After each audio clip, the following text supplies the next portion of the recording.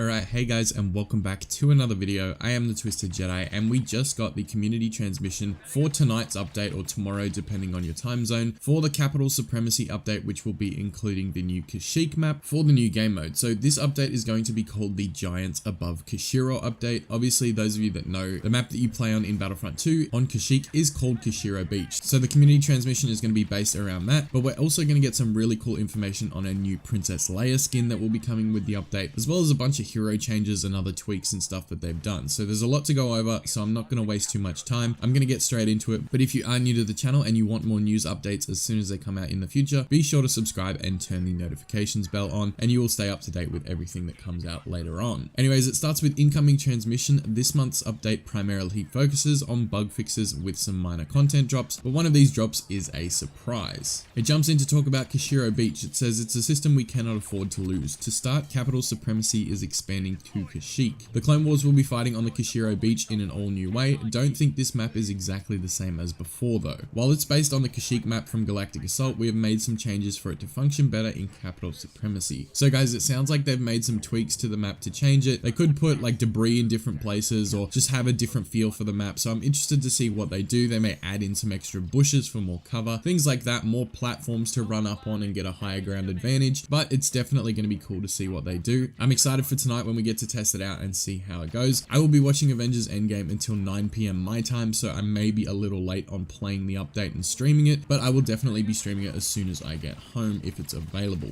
Anyways, the next thing on the CT is the new surprise Princess Leia skin. Now this was cool because this is not something that we were expecting, and it says leading her forces into battle and holding the line when there was nowhere left to go. Leia Organa has always mastered the balance between princess and general. In preparation for May the 4th in only a few days, we're adding Leia's iconic A New Hope appearance to the game, the Princess of Alderaan. This appearance will be visible from the collection screen once the update goes live. This isn't just a regular appearance drop though. To unlock this iconic look, players must take part in an in-game event by capturing command posts in Capital Supremacy. The May the 4th special event will begin on May 1st and run until May 6th. Good luck and may the Force be with you. We'll have more details on the event in just a few days time. So guys, that's really cool. They're actually giving us an unlockable skin without paying for it with credits. It's actually going to be challenge based. It goes back to kind of like the hut contracts in Battlefront 2015, where you have challenges that you have to do to unlock a skin. They did a similar sort of thing with the Hoth skins earlier last year, which was really cool as well. I think it's a great idea for them to be doing that. I think DICE has finally realized that everyone has way too many credits to actually buy the skins with, or players that have been playing since launch have, but I think it's really a great idea to do it through unlockable challenges. I'm glad they've finally put this skin in for Princess Leia as well. I really think it should have been the default skin for her and the first one we had in the game, but what can you do? We have it now, so I can't complain. They also talk a little bit about the blocking system for Darth Maul and Yoda. It says, after much discussion and tweaking, as well as a healthy amount of player feedback, we've added blocking for Yoda and Darth Maul. Yoda still has the ability to absorb blaster bolts and lightning, but he'll use his lightsaber to defend against lightsaber attacks. Darth Maul will use his lightsaber for both. So I don't know how that's going to be triggered. Maybe Yoda has an automatic detection thing where a lightsaber's swinging at him that he'll block with his lightsaber, and if blaster bolts are coming in, he'll use the absorb. I don't know. If it's the same button, it'll be a bit awkward or feel a bit weird at first, but I'm sure we'll be able to figure it out pretty quickly. But I'm interested to see what they do, whether they give it another button, which could be interesting on controller. On PC, I'm sure it could be quite easy just to give it another key, but we'll see how it goes later tonight. They also talked about the community requests. So some of the changes that are being made in this update are from community request, and it will be noted as so in the release notes. So we're going to jump into the release notes now. There's a fair bit to go over, so I'm not going to read all of it, otherwise this video is going to go for 20 to 25 minutes, but I'll read the hero changes and the important stuff that we need to know about. So obviously they've added the ability for Darth Maul and Yoda to block. They've fixed an issue where holding the block button while out of stamina would prevent the stamina bar from being replenished. Yoda and Darth Vader can now jump as high as other Force heroes. Heroes with longer lasting abilities will now not be interrupted by opponents using Force powers. This applies to things like General Grievous's Unrelenting Advance, Darth Vader's Force Choke, and Darth Maul's Choke Hold. They fixed an issue where a hero's animation during blocking would not show properly when blocking attacks from another character. They fixed an issue with description text for Darth Vader's Focus Rage and Ray's Insight abilities. They fixed an issue where Vader and Maul's lightsabers would get stuck spinning while throwing against an enemy turret. They fixed an issue where the button prompt to perform the final move for Obi-Wan's defensive rush and Chewbacca's charge slam would not show up on screen. And finally, they fixed an issue that would prevent multiple lightsaber hero abilities from inflicting damage to the officer's turret. This applies to Luke's rush, Darth Maul's spin, and Yoda's dash attack. So a couple of random hero changes there. It seems like they've really tried to clean up this update. Obviously it was focused on bug fixes, so a lot of it is just making the game run a lot smoother and making things that were a bit buggy before not so much now. Now getting into some more specific hero changes, the big ones we're going to go over here is for Anakin Skywalker. With Anakin, they've reduced his pull dominance base range down from 20 to 18 meters. They've reduced the retribution range from 20 to 15 meters, and they've removed the push effect from Passionate Strike. So that's the knockdown effect that everyone's complaining about. I'm really happy with this change. I think this was the biggest issue with Anakin, that if he pulled you over towards him and then knocked you down with Passionate Strike, he could then hit 2 follow-up lightsaber strikes, because we know from my combat dueling video and Sammy's video that if you get knocked to the ground, they can hit you twice without you being able to block it, and before you can get a block up and ready. So this is a really good change. I think getting that away from Anakin's Passionate Strike is awesome, and he'll feel a little bit more balanced in comparison to the other heroes now. They've also fixed an issue where Anakin's retribution ability could be triggered too quickly, leading to unwanted cancelling. They fixed an issue where Anakin's lightsaber would occasionally turn off during Passionate Strike. They reduced his deflect stamina that has now come down from 14 to 10. Melee attacks that are being able to be deflected. They fixed an issue that could cause him to get stuck during Heroic Might, which was a big issue that happened a lot of times to me, and it's very frustrating when it does happen. They also fixed an issue where Anakin would not blink performing an emote. That's that's funny.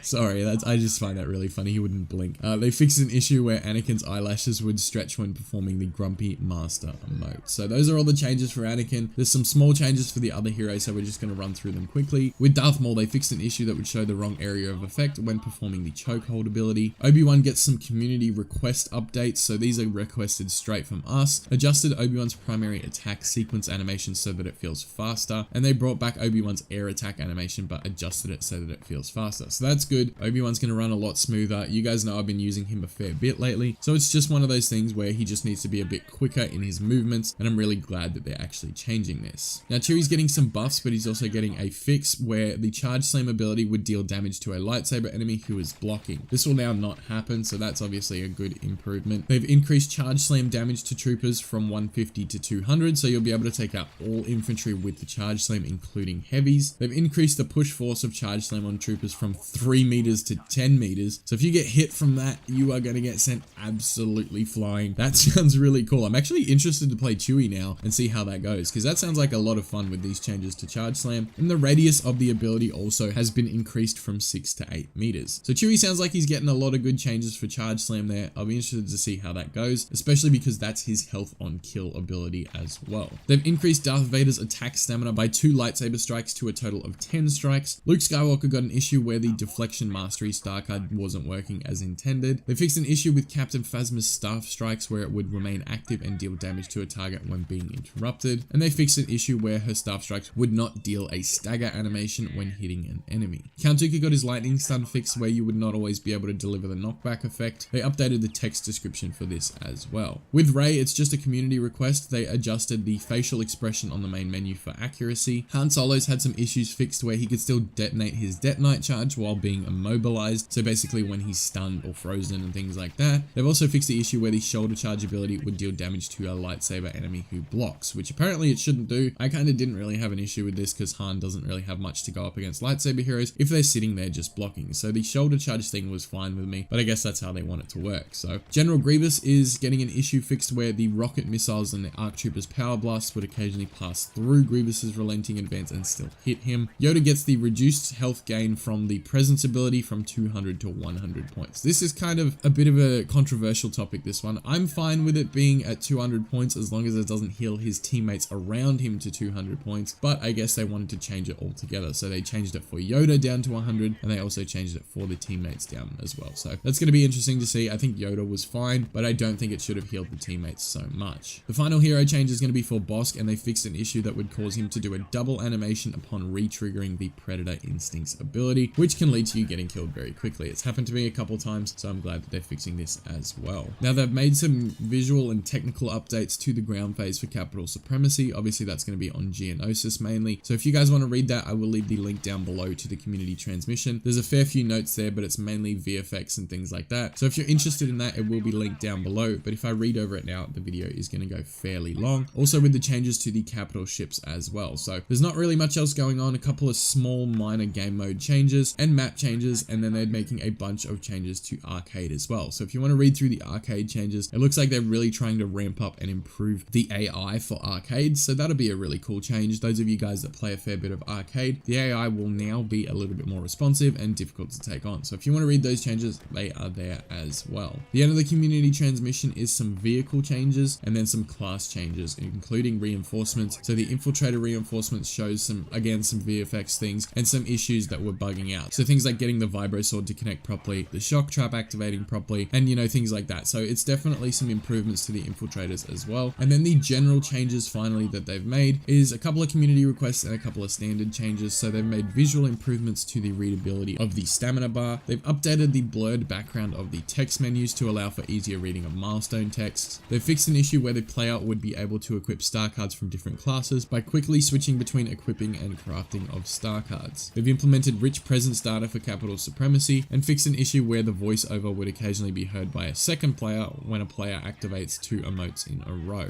The final change was that they fixed an issue that would cause a certain key binding text string to overflow from its appropriate text window when playing the game in Japanese. Now to finish off the community transmission are just the known issues. Yoda and Darth Maul's block stops working if they hold the block button before and for the duration of abilities like dash attack and spin attack respectively. The issue is being investigated and will be resolved later. And the Infiltrator's Stalker card does not grant the correct amount of health at any rarity. So a couple of little fixes. Keep in mind that Yoda and Darth Maul's blocks will stop working if you're using them while you're spinning or dashing, so that may be an issue tonight. So don't go complaining, they know what's going on, they're going to be fixing it and they're looking to get it sorted very soon. So guys, that's all the changes. I'm really pleasantly surprised. A lot of bug fixes in this update. It seems like the game's going to be a lot smoother after this. A lot of the hero changes are really great changes, including the nerfs to Anakin. I think they did the right job in taking away that passionate strike knockdown, so that's a great effect for the game. I think on top of that, getting a brand new capital supremacy map in Kashyyyk, but it's not just exactly the same as Kashyyyk from GA, which is going to be cool to see. And then the surprise Princess Leia skin that they've given us as well is definitely a fantastic touch. No one was expecting it, no one thought it was going to be coming, but this is definitely a cool thing to see, and hopefully we can get more hero skins in the future. I know there's a ton of skins out there that I want, Red Robe Palpatine, Darth Maul with robot legs, a Farm Boy Luke skin, please. Hopefully that's the next one. If they're doing episode 4 stuff for May the 4th, maybe we can look to get that in the future as well. So guys, this is everything that's been in the community transmission. I know I skipped over a few things, but like I said, it is linked down below. If you want to check out some of that less important stuff, you can check that out down there. Anyways, I'm going to get out of here. That is everything for today. I appreciate all of you guys tuning in. I will see you guys when the update goes live,